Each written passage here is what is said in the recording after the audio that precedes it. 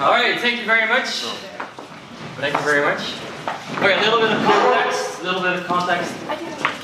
Besides being a student, I'm also a freelance videographer, hence the camera. And last week, before I came here, I had to do a lot of preparations. It was a very busy, stressful week for me. I had a lot of deadlines, I had to do my full-time study and do a lot of editing of videos. So I had a very stressful week. And on top of that, on Sunday I had a meeting, a Skype meeting. Sarah can account. And my mind was all over the place, you know? It was one of those weeks where you just, I need to finish that. I'm still working on this. So I was in that meeting and they were talking and I was having trouble focusing. I think we've all been there. So, what happens to me when I'm so stressed out? I get this what they call a resting bitch face. You know, where your face gets stuck like this. He sat the rest of the call just silent, looking at the wall. It's true. Okay. So, needless to say, I left that meeting early. Now, that was a social interaction that didn't go so well. And this time it was alright, you know, it was with friends, it didn't really matter that much. But what if that was an important business meeting? I would have lost the deal. What if it was an important debate? Well, nobody would vote for Mr. Grumpy. What if I was on a first date? I would go home alone that night. So, the point is, sometimes you have these moments in your life when the social interactions are very crucial to go in the right way. And there are a bunch of rules for social interactions. I want to talk about that today. So, we kind of started a bit early. So we completely ready? Sorry. So, I've been reading this book called How to Win Friends and Influence People by Dale Carnegie. Short thing about the book. It was written in 1928. Let me repeat that, 1928. It's almost 100 years old. Now you might be asking me, Collin, isn't that book going to be a bit outdated then? Well, the funny thing is no. It is still very relevant. I think that's very, very, very interesting. Like, so social interactions might have changed a bit due to the digital era, but our interpersonal connections are still very much the same. And the principles he describes in that book are still very relevant today. Actually, many personal development books that came after it are based on the principles that he describes in this book. And I want to talk about a few of those principles today.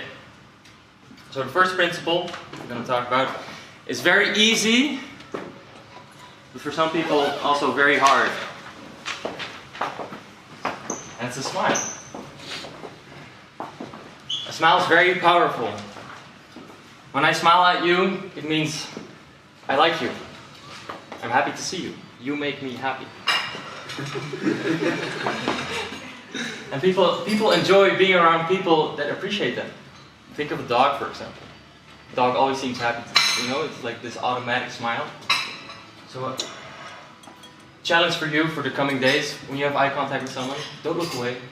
Smile. It'll do wonders, I'm sure. All right. So, I could have used that smile for my meeting on Sunday. Sorry, Sarah. It's fine. Then, the second principle that I want to talk about.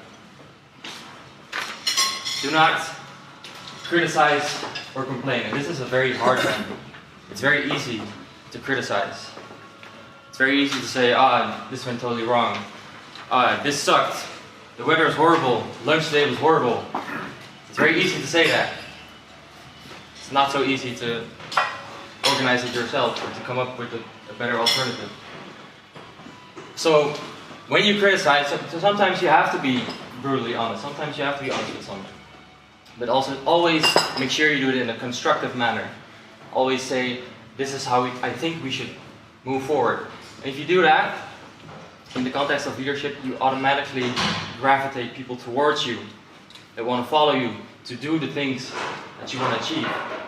And stop thinking in terms of complaints, start thinking in terms of solutions. Alright, so the third one is, I guess, the most fun, at least in my opinion. Third and last principle I want to talk about today, and it is to give sincere and honest appreciation in the form of meaningful compliments. Actually, fun fact, one of the things that are very important to us human beings is the need to feel important. And we do that by giving compliments. One way to do that is by giving compliments. It's almost as important as eating, breathing, and sleeping. We need to feel important. If there's one thing you learned from me today, do that one. So, but it's not that easy to give compliments. It sounds easy, but there are two things that can go wrong.